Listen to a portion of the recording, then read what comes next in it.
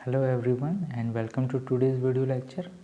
आज के video lecture में हम प्रोजेक्ट अप्रेजल के डिफरेंट एस्पेक्ट्स एंड एरियाज़ के बारे में हम पढ़ेंगे, जो आपकी फिजिबिलिटी स्टडी के लिए काफ़ी इम्पोर्टेंट हो जाती है।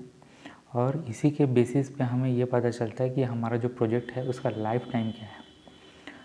तो टेक्निकल पॉइंट ऑफ व्यू से देखते हैं तो टेक्निकल फिजिबिलिटी स्टडी के तहत प्रोजेक्ट अप्रेजल में हमें कुछ बातों को ध्यान में देना पड़ता है। जैसे पहला जो है एरिया एवं लोकेशन की स्थिति, सेकंड जो है प्लांट की स्थापना, थर्ड जो है टेक्नोलॉजी, फोर्थ जो है building development infrastructure,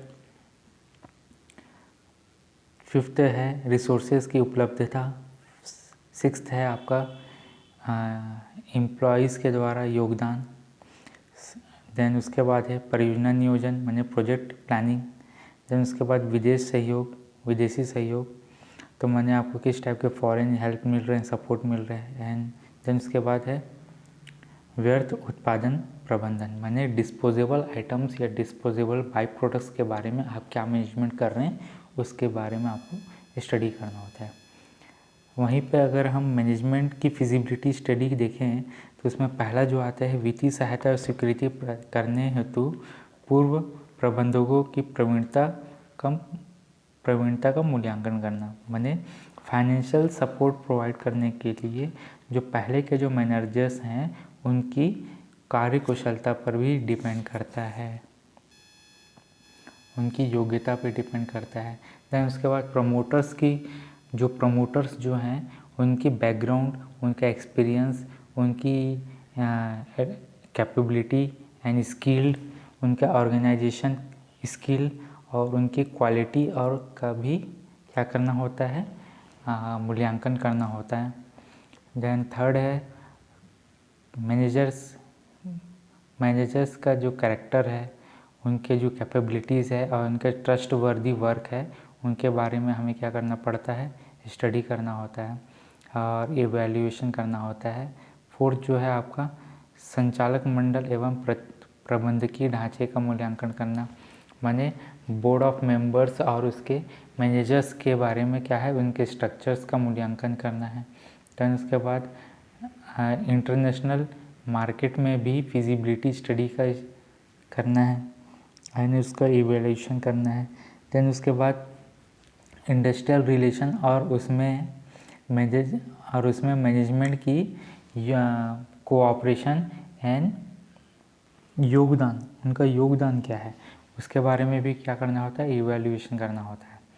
then third जो है वाणिज्यिक व्यवहार्यता या कॉमर्शियल फिजिबिलिटी स्टडी, इसके तहत मार्केट का साइज़ देखना होता है, बड़ा मार्केट है छोटा मार्केट है, छोटे स्तर पे आप सेलिंग कर रहे हैं कि बड़े स्तर पे आप सेलिंग कर रहे हैं। एंड सेकंड जो है नेशनल इंटरनेशनल मार्केट में उस प्रोडक्ट की मांग क्या है, उसके डिमांड कैसे कर रहे हैं, डिमांड एंड सप्लाई कैसा है। एंड थर्ड जो है कम्पिटिटिव की प्रकृति, माने हमेशा प्रतिस्पर्धा के स्तर पे आपको काम करना है ताकि आप बेस्ट का प्रोडक्ट आप मार्केट में लाएं। देन उसके बाद फोर्थ जो है आपका प्रोजेक्ट के उत्पादन की क्वालिटी और उसका कॉस्ट को फिक्स करना, उसका कॉस्ट डिटर्मिनेशन करना। देन फिफ्थ है आपका विक्रय कर्मचारियों की योग्यता, विपणन संरचना एवं विक्रय व्यवस्था, माने बिक्री करने के लिए कर्मचारियों की योग्यता, उनका स्ट्रक्चर कैसा है और उनका अरेंजमेंट कैसा है। निर्यात की संभावना के आकलन, माने जो इंपोर्ट जो करवा रहे हो उसकी पॉसिबिलिटीज़ क्या क्या है और जो इंपोर्ट एक्सपोर्ट करवा रहे हो उसकी पॉसिबिलिटीज़ क्या क्या हैं उसका भी क्या करना है, आपको एनालिसिस करना है। एंड फोर्थ जो है वो है फाइनेंशियल फिजिबिलिटी स्टडी, इसके तहत क्या करना होता है, प्रोजेक्ट की अनुमानित लागत का मूल्यांकन करना होता है। ठीक है, तो यहाँ पे जो क्या करते हैं प्रोजेक्ट का हम क्या करते हैं एस्टिमेटेड इन्वेस्टमेंट वैल्यू उसको कैलकुलेट करते हैं। प्रोजेक्ट के जो फाइनेंशियल सोर्सेस हैं उनकी फिजिबिलिटी स्टडी को करते हैं। दैन थर्ड है उसकी ऑपरेटिंग कैपिटल्स के बारे में और उसकी अवेलेबिलिटी के बारे में स्टडी करते हैं। देन उसके बाद परिस्थितियाँ माने सिचुएशंस की एक्यूरेसी और उसके फाइनेंशियल